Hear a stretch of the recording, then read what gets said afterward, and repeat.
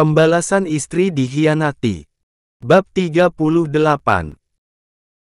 Aku tak pernah menjanjikan apapun pada kamu, aku tak pernah menyetujui permintaan konyol Mama untuk menikahimu, tunjuk Alvan yang mulai terpancing emosi karena Anggi memojokkannya. Sudah Van, sudah. Lerai Pak Heru menarik anak lelakinya ini sedangkan Fajar dari tadi terdiam dia memikirkan bagaimana nasib pernikahannya dan Anita lalu bagaimana dengan mamanya. Papa tidak tahu kalau Mama menemuimu di kantor bahkan membawa Anggi ikut serta, ucap Pak Heru. Ya Pak, bahkan ada April di sana, semuanya serba kebetulan bahkan aku tak bisa menghentikan ini semua Pak. Sesal Alvan menarik rambutnya kasar. Bagaimana keadaan Mama saat ini Pak? Masih ditangani dokter, Mamamu belum sadarkan diri sampai saat ini, jawab Pak Heru. Bagaimana dengan mobil yang menabraknya? Tanya Alvan. Mobil kantormu, karena kejadiannya tepat di depan kantormu, jawab Pak Heru membuat Alvan menendang kaki ke udara. Kenapa bisa terjadi pikirnya, lalu kenapa ada Anita? Dia ingin bertanya pada Fajar tapi melihat Fajar yang terlihat terpukul membuat Alvan mengurungkan niatnya. Pa, maafkan aku. Maafkan aku Pa, sesal Alvan memegang tangan papanya. Tidak ada satu manusia pun yang bisa memutar waktu nak. Tak ada satu manusia pun yang bisa menentang keinginan Tuhan, berdoa saja yang terbaik untuk Mamamu dan Anita, jawab Pak Alvan menepuk pundak Alvan pelan, dia tahu saat ini Alvan tengah dilema dengan kejadian ini. Kami sudah berusaha sebaik mungkin tapi kondisi beliau saat ini kritis, beliau harus dirawat di ruang ICU, jelas sang dokter membuat Alvan terdiam begitu juga Fajar. Keduanya dok? Tanya Pak Heru. Bu Fatma. Sahut sang dokter pelan. Pak Heru hanya bisa pasrah menerima keadaan saat ini sedangkan Alvan merasa bersalah pada mamanya. Maaf Pak. Ujar Alvan tak berhenti mengucapkan permintaan maaf pada papanya. Jar, urus Anita dulu dan kabari keluarganya agar datang kemari. Ucap Pak Heru dan diangguki Fajar patuh dia memang dari tadi ingin bertemu Anita, Fajar ingin menanyakan kronologi kejadian kecelakaan ini. Biarlah Fajar menjaga Anita sampai keluarganya datang dan kamu bantu Papa untuk menjaga Mamamu, titipkan Satria pada istrimu dulu beberapa hari ini, ujar Pak Heru memberikan instruksi. Sebenarnya Alvan tak ingin merepotkan April yang sedang sakit tapi mau bagaimana lagi, keadaan tak memungkinkan membawa Satria ke rumah sakit saat ini. Kamu Anggi pulanglah dulu, tidak ada pernikahan lagi untuk Alvan karena dia sudah menikah dan hidup bahagia sampai detik ini, lanjut Pak Heru membuat Anggi kesal. Sayang maafkan aku karena beberapa hari ini aku harus menunggu Mama di rumah sakit dan tidak bisa menemanimu, beliau kritis saat ini sayang, ucap Alvan pada April. Mas, maafkan aku. Isak April memeluk tubuh Alvan. Andai aku tak. Stetete.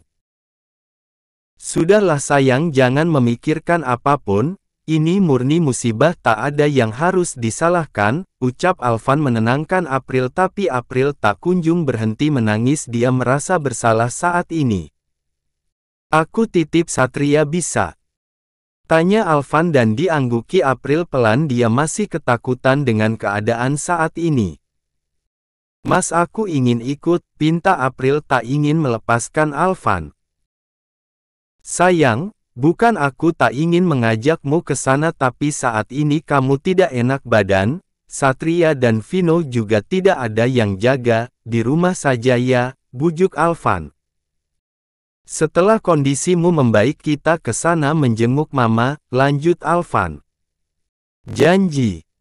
Ya janji, jawab Alvan cepat. Aku pergi dulu sayang, Alvan mencium kening April dan segera keluar. Jangan menyusahkan bunda ya sayang, papa pergi dulu menjaga oma, pamit Alvan mencium Satria dan Vino bergantian. Lagi-lagi April menangis, dia merasa kalau dialah penyebab sang mertua kecelakaan. April takut jika terjadi sesuatu pada sang mertua dia yang akan disalahkan oleh Alvan dan papanya. Tuhan, tolong jangan berikan aku cobaan yang tidak bisa aku pikul Tuhan, aku lelah. Lelah. Aku hanya ingin bahagia Tuhan, apa ini caramu agar aku selalu mendekatkan diri padamu, ujar April menangis. 3 hari sudah Bu Fatma dirawat di ruang ICU tak sadarkan diri sedangkan Anita sudah diperbolehkan pulang karena hanya mengalami luka ringan biasa, beruntung Anita tak cedera parah. "Pak, apa tidak ada tanda-tanda sadar dari Mama?" tanya Alvan dan dijawab gelengan oleh Pak Heru. Ruangan yang sunyi hanya terdengar suara alat-alat medis yang melekat di tubuh Bu Fatma membuat suasana semakin mencekam. "Pak, istirahat saja biar aku yang menghentikan Papa menjaga Mama," ujar Alvan pelan. "Dulu sewaktu kamu masih kecil mamamu selalu mengatur hidupmu hingga sampai saat kamu dewasa bahkan sampai detik ini dia masih mengaturmu. Semua itu dia lakukan karena dirinya selalu diatur oleh mendiang kakekmu dulu bahkan menikah dengan papa pun kakekmu yang pilihkan," ucap Pak Heru mulai membuka ceritanya. Pak Heru menghela nafas panjang mengingat pertama kali mereka bertemu dan akhirnya menikah. Dulu Bu Fatma tak pernah bisa menentang orang tuanya meskipun dia keras kepala tapi papanya selalu punya cara membuatnya tunduk hingga akhirnya dia limpahan pada Alvan anak pertamanya. "Kami dijodohkan tapi papa sudah berjanji akan menemani mamamu sampai akhir hayat meskipun dia keras kepala," lanjut Pak Heru. "Kedengarannya seperti balas dendam," sahut Alvan. "Bisa dibilang begitu tapi sebenarnya dia sayang padamu hanya caranya saja yang salah, intinya dia ingin yang terbaik untukmu." "Papa bahagia menikah dengan Mama?" tanya Alvan.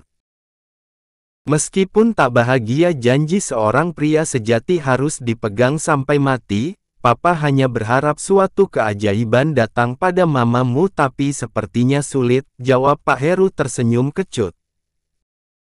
"Mamamu tidak punya siapa-siapa selain Papa, kamu dan Fajar dia anak tunggal, sedangkan Papa masih punya Om Bagas, kamu dan Fajar. Pa, jika rumah tangga tak bahagia percuma, apalagi Papa tidak terlalu tua Pak. Papa tak pernah menuntut bahagia, punya kamu dan Fajar sudah cukup bagi Papa." Meskipun terkadang perempuan ini mengesalkan tapi dia punya sisi baik juga.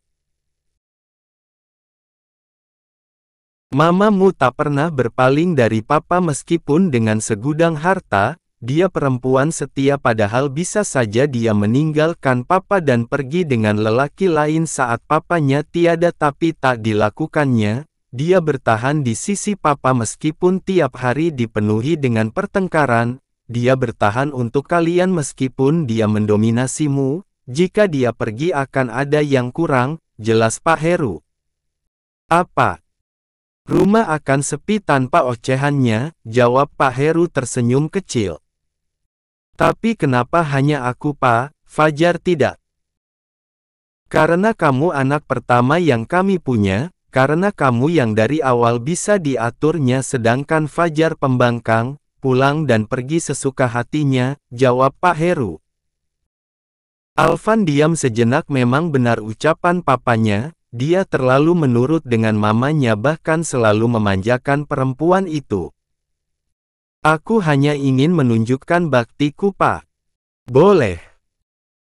Sebagai seorang anak boleh kamu tunjukkan baktimu tapi bukan kelemahanmu yang bisa dijadikan senjata oleh mamamu." "Lalu aku harus bagaimana?" tanya Alvan bingung. "Pertahankan apa yang seharusnya kamu pertahanan, perjuangkan apa yang patut diperjuangkan. Lagi-lagi Alvan menghela nafas panjang, mungkin memang waktunya dia bahagia bersama April, bukan lagi mengikuti kehendak mamanya, tapi dari cerita papanya ini Alvan jadi tahu kenapa mamanya berbuat demikian semata-mata hanya ingin melepaskan rasa dendam pada kakeknya dulu. Perjuangan istrimu jika kamu rasa perempuan itu patut diperjuangkan, lanjut Pak Heru dan diangguki Alvan pelan.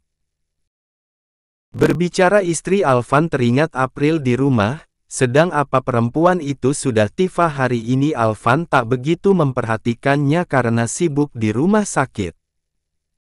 Sayang aku juga mau ikut mengunjungi mama, rengek Melisa pada Bagas. Si kembar. Tinggalkan saja pada pengasuhnya sebentar sayang, bagaimanapun juga aku pernah menjadi bagian dari hidupnya dulu, ujar Meli.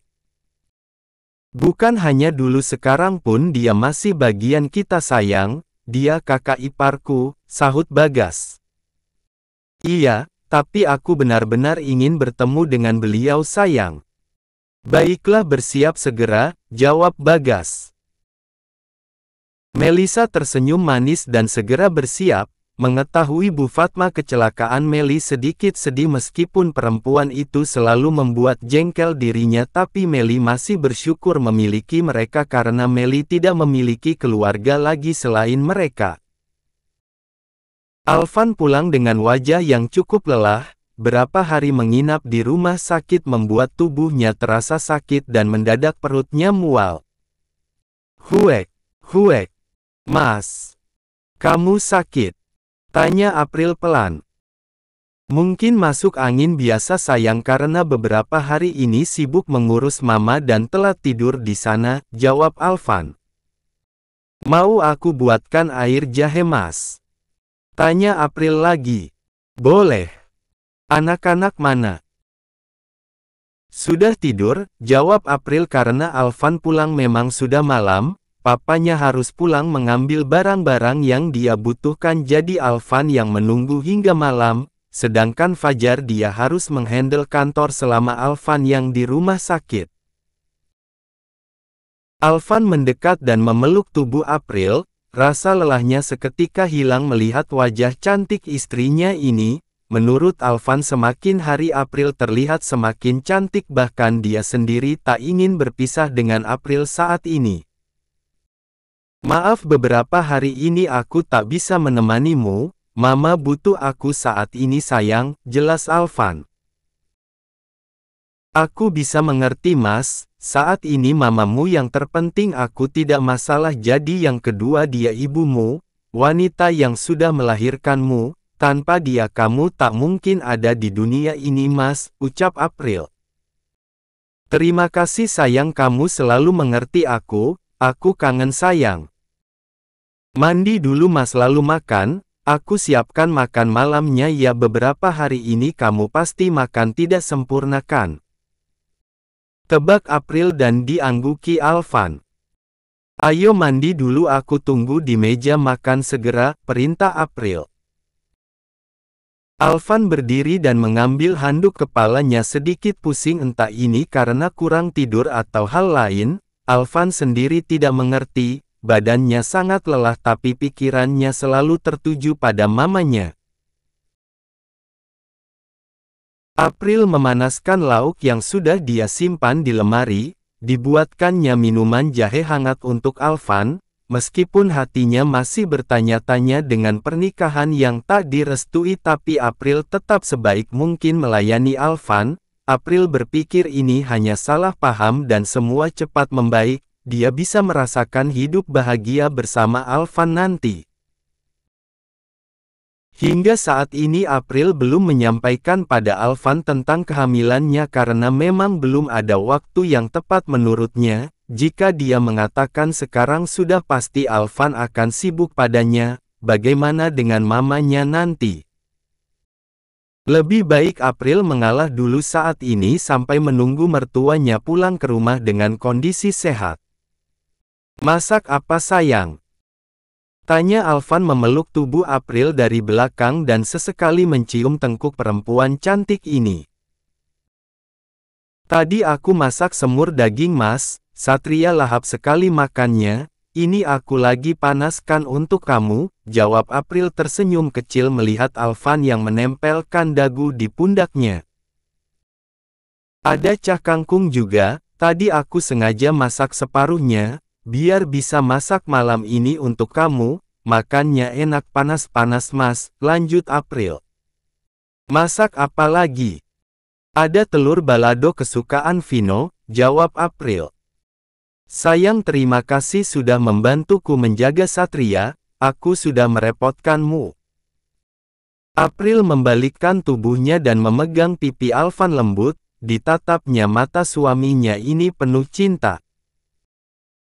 Satria juga anakku mas, aku tak pernah membedakannya dengan Vino, kasih sayangku sama, kamu jangan merasa sungkan, aku istrimu. Bukannya suami istri memang harus saling membantu dalam hal apapun, aku tak ingin dianggap sebagai ibu sambung Satria mas, aku ingin Satria juga merasakan kasih sayang seorang ibu dariku, jelas April tersenyum manis. Alvan mengambil punggung tangan April dan mengecupnya sekilas. Benar kata papa kamu perempuan yang pantas diperjuangkan, aku mencintaimu sayang. I love you too, bisik April malu membuat Alvan gemas dan mencium pipi April. Sudah. Nanti dilihat anak-anak, ayo makan keburu dingin mas, ajak April menarik tangan Alvan ke arah meja makan.